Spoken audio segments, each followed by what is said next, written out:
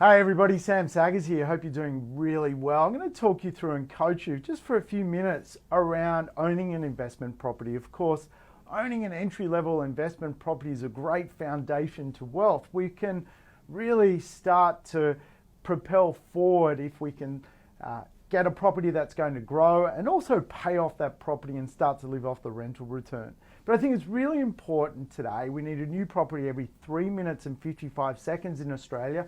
Australia has a business plan to reach 40 million people by 2051, that you choose a property that one day potentially you can sell. Or if you're going to own a property for 15 or 20 or 25 years, one day you might need to renovate it. So these tips are going to help you actually choose the right investment property. See, owning real estate is so much about psychology, the psychology of human beings. Human beings actually react to certain concepts. Real estate, though buying real estate as an investor is a bit of a mathematical equation. In other words, we want a great rent that pays for the mortgage. We don't want to pay the banks ourselves. We want the rent to do the work for us.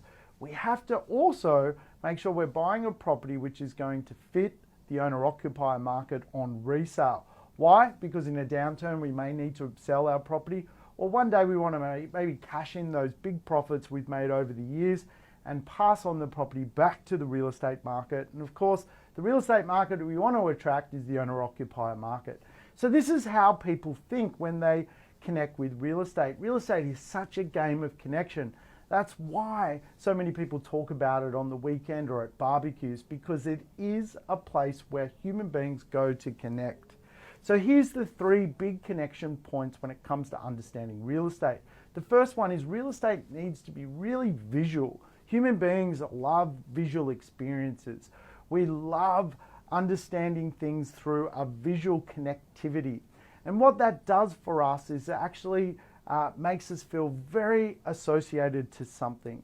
If a property has great street appeal, it has a great ambience when you walk into it, you really start to connect to it. So the first rule of buying an investment property is make sure it has a visually pleasing look and feel to it. The second one gets a little bit more complicated, but it's what is known as behavioral design logic. Behavioral design really connects to human beings by understanding that human beings want to buy a property because they actually want a new life. They actually want to create a new behavior in their world. A behavioral design feature in a property could be, by example, a bathtub. People like bathing. So when they walk into a home or an apartment and they see a bathtub, they go, all of a sudden, I want that behavior. That behavior will change my life. It could be things like a pool, a swimming pool in a family home. That behavior of swimming is what I'm looking for. That is going to change my life. Behavioral design logic is very, very important. That could be indoor-outdoor living. Oh, the pergola out the back has a lovely barbecue. That behavior is going to connect with me. Now, as an investor, we have to shop in that circa $400,000, $500,000, $600,000, $700 marketplace, because that's where the yields will pay the bank's debt. But when we're choosing a property, we need to be mindful that one day potentially we have to add some value to that property by renovating and using visual design, behavioral design, and also the final design, which is reflective design. Or we can just buy this from the get-go, make sure that we're connecting with the resale market, and we've got a pretty happy investment along the way. The final concept is reflective design logic. Now, you've all probably heard of Donald Trump. Donald Trump was a reflective design developer before he became the president of the United States. He built buildings which made people feel very proud about themselves. Reflective design logic can best be understood by understanding big brands. Let's take, for example, Prada. Prada sell some great retail clothing and handbags. Handbags from Prada can cost $10,000. So why would someone buy a $10,000 handbag when they can quite easily buy a comfortable handbag for, say, $50 or $100? The reality is, reflective design logic makes people feel very proud about their status. It's a symbol.